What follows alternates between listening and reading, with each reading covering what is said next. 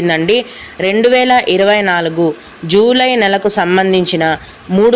300 special entry దర్శనం టికెట్లను April 24వ తేదీన అంటే ఈరోజు ఉదయం 10 గంటలకు ఆన్లైన్లో విడుదల చేస్తున్నారండి.